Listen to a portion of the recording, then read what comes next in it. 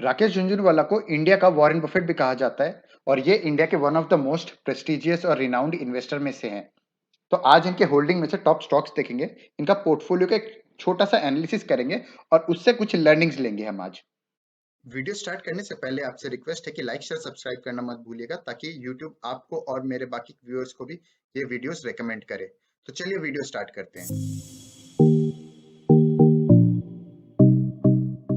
तो सबसे पहले हम टॉप स्टॉक्स देखेंगे राकेश झुनझुनवाला के।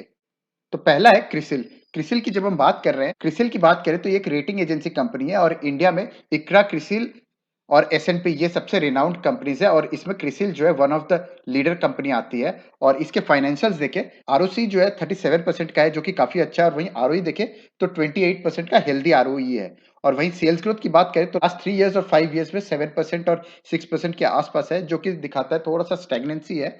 और वहीं अगर हम देखें तो प्रॉफिट जो है वो भी लास्ट 3 इयर्स और 5 इयर्स में 10% के नीचे है। तो ओवरऑल इस कंपनी का जो बिजनेस है वो मोस्टली इंडस्ट्री के एनालिसिस में ज्यादा डिपेंड करता है, और क्योंकि इंडस्ट्री इटसेल्फ इंडिया की लास्ट 3 to 5 इयर्स में थोड़ी स्लगिश रही है, तो इस वजह से कंपनी का बिजनेस इतना अच्छे तरीके से ग्रो नहीं हुआ है।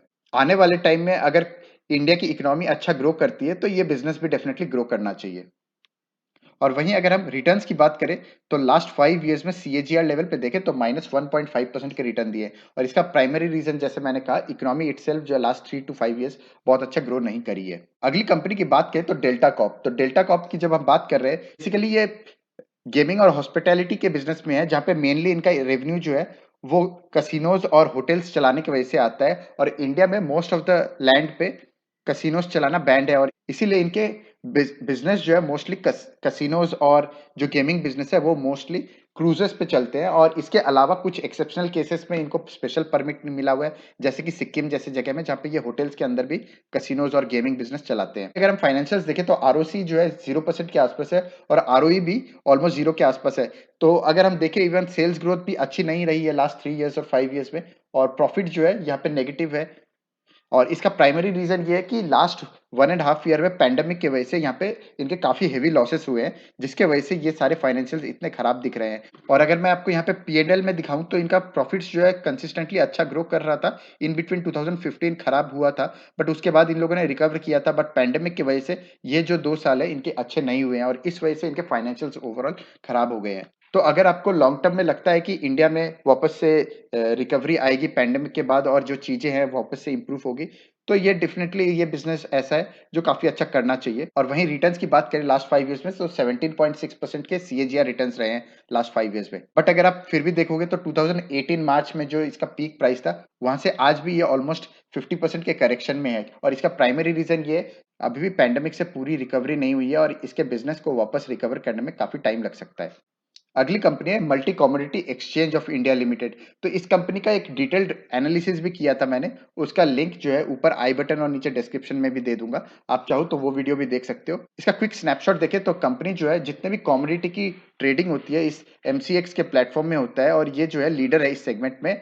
और इसका फाइनेंशियल्स देखें तो आरओसी ऑलमोस्ट 20% के आसपास है और आरओई ऑलमोस्ट 16% का है, जो कि काफी अच्छा है। सेल्स ग्रोथ की बात करें तो 3 इयर्स और 5 इयर्स में 10 to 15% के रेंज में है। और वहीं प्रॉफिट की बात करें तो लास्ट 3 इयर्स में 40% और लास्ट 5 इयर्स में 20% है, कि जो कि काफी अच्छा है। वहीं रिटर्न्स की बात करें तो लास्ट 5 इयर्स में 10% के सीएजीआर रिटर्न्स दिए हैं कंपनी ने।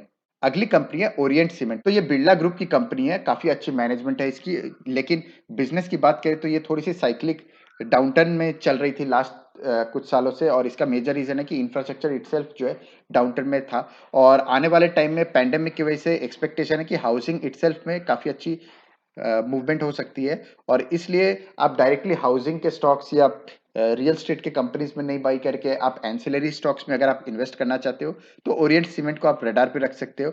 और इसकी फाइनेंशियल्स की बात करें तो आरओसी की बात करें तो 20% के आसपास है, और आरओई जो है ऑलमोस्ट 20% के आसपास है। और वहीं सेल्स ग्रोथ की बात करें तो लास्ट 3 इयर्स में 1.5% की ग्रोथ है, और वहीं लास्ट 5 इयर्स की बात करें तो ऑलमोस्ट 10% के आसपास है, जो कि मैं कहूंगा कि एवरेज है। और वहीं प्रॉफिट की बात करें तो लास्ट 3 इयर्स से अमेजिंग 70% के प्रॉफिट है, और वहीं लास्ट 5 इयर्स की बात करें तो 28% के प्रॉफिट है, जो कि काफी अच्छे हैं। और वहीं रिटर्न्स की बात करें तो क्योंकि इंडस्ट्री इटसेल्फ जो है बहुत अच्छा नहीं कर रही है, और सेल्स ग्रोथ लास्ट 3 इयर्स में इनकी स्टैग्नेट सी रही है, तो इसलिए हम प्राइसेस में भी देख सकते हैं कि सीएजीआर लेवल पे 3.5% के नेगेटिव रिटर्न्स रहे हैं। अगली कंपनी है रैलिस इंडिया। तो रैलिस इंडिया की जब आप बात कर रहे हैं तो ये जो है इनका बिजनेस थोड़ा सा हम देख लेते हैं। तो रैलिस जो है एक टाटा टाटा की कंपनी है, और जितने भी फार्मिंग रिलेटेड एसेंशियल चीजें होती हैं स्पेशली केमिकल पर्सपेक्टिव से, वो सारी चीजें ये प्रोवाइड करती है, चाहे वो डोमेस्टिक मार्केट हो या इंटरनेशनल मार्केट, चाहे सीड्स हो या प्लांट ग्रोथ के लिए जो न्यूट्रिएंट्स चाहिए होते हैं या फिर जो भी केमिकल्स चाहिए होते हैं, एग्री सर्विसेज, कॉन्ट्रैक्ट मैन्युफैक्चरिंग, ये सारी चीजें करते हैं, और इनके रिलेटेड जितना भी केमिकल चाहिए होते हैं ये सप्लाई करते हैं। तो ये है छोटा सा स्नैपशॉट रैलिस के बिजनेस का। और वहीं अगर हम फाइनेंशियल्स की बात करें तो आरओसी जो है 18% का है, जो कि काफी अच्छा है, और वहीं आरओई देखें तो ऑलमोस्ट 15% का है। सेल्स ग्रोथ की बात करें तो लास्ट 3 ईयर्स में 10% और लास्ट 5 ईयर्स में भी 10% के आसपास है। और वहीं प्रॉफिट की बात करें तो लास्ट 3 ईयर्स और 5 ईयर्स में दोनों जगह ऑलमोस्ट 10% का ही प्रॉफिट ग्रोथ रहा है। रिटर्न्स की बात करें तो सीएजीआर लेवल पे ऑलमोस्ट 10% के रिटर्न्स रहे हैं, टू बी एग्जैक्ट 8.6% के सीएजीआर रिटर्न्स है। अगली कंपनी की बात करें तो टाइटन टाइटन कंपनी के बारे में मैंने काफी डिटेल लेवल पे बताया था एक वीडियो में। अगर आप इस टाइटल से सर्च करोगे तो ये जो वीडियो है मोनोपोली स्टॉक्स का, इसमें मैंने काफी डिटेल लेवल पे कवर किया था, और आप चाहो तो यहाँ रेनविस इन्वेस्टमेंट के चैनल पे भी जाके आप देख सकते हो। प्लेलिस्ट में जाके आपको जो वाली वीडियोस देखनी है, अगर आपको स्टॉक्स रिलेटेड वीडियोस देखनी है तो शेयर मार्केट और स्टॉक इंडिविजुअल स्टॉक एनालिसिस देखना चाहो तो इसमें देख सकते हो। तो अगर आपको टाइटन का वीडियो देखना है तो आप चाहो तो ये शेयर मार्केट वाली प्लेलिस्ट में भी जा सकते हो, और इस प्लेलिस्ट में मैं दिखाऊं आपको तो यहाँ पे आपको काफी सारे वीडियोस मिल जाएंगे related to share market. Monopoly business वाले स्टॉक्स भी मैंने यहाँ पे लिस्ट में बनाए थे, तो ये वीडियो आप जरूर देख सकते हो। और फाइनेंशियल्स की बात करें तो आरओसी 13% का है, और वहीं आरओई भी 13% के आसपास का ही है। और वहीं सेल्स ग्रोथ की बात करें तो लास्ट 3 ईयर्स में ऑलमोस्ट 10% और लास्ट 5 ईयर्स में ऑलमोस्ट 15% के आसपास है। और वहीं प्रॉफिट की बात करें तो लास्ट 5 ईयर्स में ऑलमोस्ट 7.5% का है, जबकि लास्ट 3 ईयर्स में ऑलमोस्ट -5% का है। और इसका मेजर रीजन ये है कि पैंडेमिक की वजह से, क्योंकि लोग घर से बाहर ज्यादा निकल नहीं रहे हैं, और टाइटन के ज्यादातर प्रोडक्ट्स जो है लोग पहन के ऑफिस जाना या घूमना फिरना इस तरह की चीजों में ज्यादा रहते हैं, तो इस वजह से इनके बिजनेस पे इम्पैक्ट आया है। और जैसे जैसे पैंडेमिक का असर कम होगा, जैसे जैसे वैक्सीनेशन ड्राइव होगी, तो उसके बाद जो है टाइटन के प्रोडक्ट्स काफी अच्छे सेल होने चाहिए। इनफैक्ट पेंटअप डिमांड जो है इसका बिजनेस और ज्यादा बढ़ा सकता है, और इस वजह से हम इस पे काफी अच्छा एक्सपेक्टेशन रख सकते हैं फ्यूचर में। और वहीं रिटर्न्स की अगर हम बात करें तो लास्ट 5 ईयर्स में 35% के सीएजीआर रिटर्न्स दिए हैं कंपनी ने। अगली कंपनी है फेडरल बैंक। तो फेडरल बैंक जो है ये एक रिटेल बैंक कंपनी है प्राइमरली। आरओसी देखें तो 6% के आसपास है, जो कि डिसेंट है, और वहीं आरओई देखें तो ऑलमोस्ट 11% का है, जो कि काफी अच्छा है बैंकिंग इंडस्ट्री के पर्सपेक्टिव से। और वहीं सेल्स ग्रोथ की बात करें तो लास्ट 3 ईयर्स और 5 ईयर्स में ऑलमोस्ट 13% के आसपास है। और वहीं प्रॉफिट की बात करें तो लास्ट 3 ईयर्स में 21% और लास्ट 5 ईयर्स में 27% की प्रॉफिट ग्रोथ रही है, जो कि काफी अच्छी है। और वहीं अगर हम रिटर्न्स की बात करें तो कंपनी ने लास्ट 5 ईयर्स में 8.1% के सीएजीआर रिटर्न्स दिए हैं। अगली कंपनी है लुपिन लिमिटेड। तो लुपिन की जब हम बात करें तो ये एक फार्मा कंपनी है, और इसके फाइनेंशियल्स देखें तो आरओसी जो है ऑलमोस्ट 10% के आसपास है, और आरओई भी ऑलमोस्ट 10% के आसपास है। सेल्स ग्रोथ और प्रॉफिट ग्रोथ की बात करें तो 3 ईयर्स और 5 ईयर्स दोनों जगह ऑलमोस्ट स्टैग्नेंसी है। और वहीं प्रॉफिट की बात करें तो लास्ट 3 ईयर्स में 63% के प्रॉफिट है, और लास्ट 5 ईयर्स में -11% के प्रॉफिट है। तो मेजर रीजन इनके सेल्स स्लगिश और प्रॉफिट के अच्छा नहीं होने का रीजन ये है कि इनिशियली 2016 टू 2019 जो है बहुत अच्छा नहीं रहा फार्मा इंडस्ट्री के लिए इटसेल्फ। बहुत ज्यादा एफडीए के रेगुलेशंस की वजह से इंप्रेशंस भी आए हैं, और सारे फार्मा कंपनीज जो एक्सपोर्ट ओरिएंटेड है उनको इम्पैक्ट हुआ था, और लुपिन का बिजनेस भी काफी इम्पैक्ट हुआ था। और वहीं पैंडेमिक के बाद से जो है फार्मा बिजनेस जो है काफी अच्छा कर रहा है, और ये टेम्परेरी है या आने वाले टाइम में फार्मा इंडस्ट्री के जो स्ट्रक्चरल प्रॉब्लम्स थे वो रिजॉल्व हुए, वो आने वाले टाइम में पता चलेगा। लेकिन इन जनरल फार्मा इंडस्ट्री जो है वो अपने सबसे बुरे टाइम से ऑलरेडी पास हो चुकी है, और यहाँ से चीजें इंप्रूव होने में हो सकता है ज्यादा टाइम लगे या कम टाइम, बट चीजें यहाँ से इंप्रूव ही होनी चाहिए। और वहीं पे अगर हम रिटर्न्स की बात करें सीएजीआर लेवल पे तो -2.8% के सीएजीआर रिटर्न है, और वहीं एब्सोल्यूट टर्म्स में देखें तो -13% के रिटर्न है लास्ट 5 ईयर्स में। अगली कंपनी है एस्कॉट्स लिमिटेड। तो एस्कॉट्स लिमिटेड की जब बिजनेस की बात कर रहे हैं तो ये बेसिकली अग्र अग्री मशीनरी, कंस्ट्रक्शन इक्विपमेंट और रेलवे इक्विपमेंट, ये तीनों में डील करती है। प्राइमरली ये अग्री मशीनरी में लीडर है। और यही फाइनेंशियल्स देखें तो आरओसी 27% का है, और आरओई जो है 20% का है, जो कि काफी अच्छी है। और वहीं सेल्स की बात करें तो लास्ट 3 ईयर्स में 11% और लास्ट 5 ईयर्स में 15% की सेल्स ग्रोथ है। और वहीं प्रॉफिट की बात करें तो लास्ट 3 ईयर्स में 35% और लास्ट 5 ईयर्स में 65% की ग्रोथ है। और रिटर्न्स की बात करें तो 597% के एब्सोल्यूट रिटर्न्स है, और वहीं सीएजीआर लेवल पे देखें तो 47.5% के सीएजीआर रिटर्न्स है। अगर इन 9 कंपनीज में इक्वल वेटेज में इन्वेस्टमेंट किया होता 5 इयर्स बैक, तो आज के टाइम पे रिटर्न्स होते 13.3% के। और इसी को अगर हम कंपैरिजन करें निफ्टी 50 के साथ, तो आप देख सकते हो 14% के रिटर्न्स है।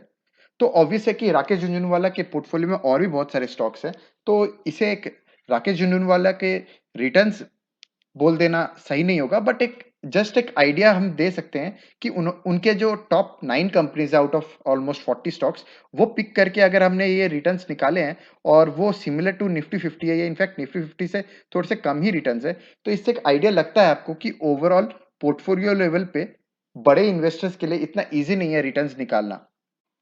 इसके अलावा राकेश झुनझुनवाला के पोर्टफोलियो में काफी सारे ऐसे स्टॉक्स भी हैं जो बहुत अच्छे फाइनेंशियल्स नहीं है, और उन्होंने शायद ट्रेडिंग के पर्सपेक्टिव से लिया होगा इन कंपनीज में स्टेक। तो उन कंपनीज जैसे कि अग्रोटेक फूड्स है, प्रोजोन इंटू प्रॉपर्टीज लिमिटेड है, जुबिलेंट फार्मो है, एप्टेक है, ऑटोलाइन इंडस्ट्रीज है, बिल केयर है, डीबी रियलिटी है, डिशमैन कार्बोजेन है, वीएटेक है, आनंद राज है, मैन इंफ्रा कंस्ट्रक्शन है, मंदना रिटेल वेंचर्स है। तो ऐसे काफी सारे स्टॉक्स है राकेश झुनझुनवाला के पोर्टफोलियो में जिनके फाइनेंशियल्स अच्छे नहीं है, और इनमें मैं इन्वेस्ट करने के लिए आपको बिल्कुल रेकमेंड नहीं करूंगा। अगला स्टेप है कि हम देखें इसमें से हमें क्या लर्निंग्स मिलती है।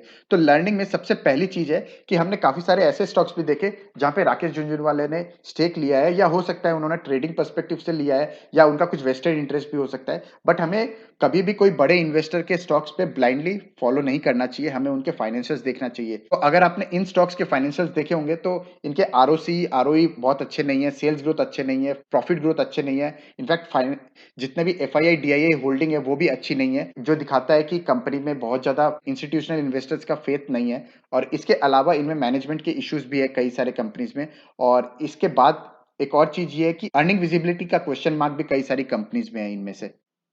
तो पहला लेसन जो हमें रखना चाहिए कि कभी भी हमें बड़े इन्वेस्टर्स के सारे स्टॉक्स को ब्लाइंडली फॉलो नहीं करना चाहिए। हमें उनके होल्डिंग्स में, अगर आपको इंटरेस्ट भी है उनके पोर्टफोलियो के स्टॉक्स में, तो उनका कंप्लीटली फाइनेंशियल एनालिसिस और फंडामेंटल एनालिसिस करने के बाद ही इन्वेस्ट करना चाहिए। तो सेकेंड लर्निंग हमारे लिए ये है कि रिटेल इन्वेस्टर के लिए कंपेयर टू बिग इन्वेस्टर काफी बड़ा एडवांटेज होता है, जहां पे रिटेल इन्वेस्टर के पास टिकट साइज छोटी होने की वजह से उसे इजीली कोई भी कंपनी में स्टेक लेने में इजी हो जाता है, और उसे एग्जिट करने में भी इजी होता है।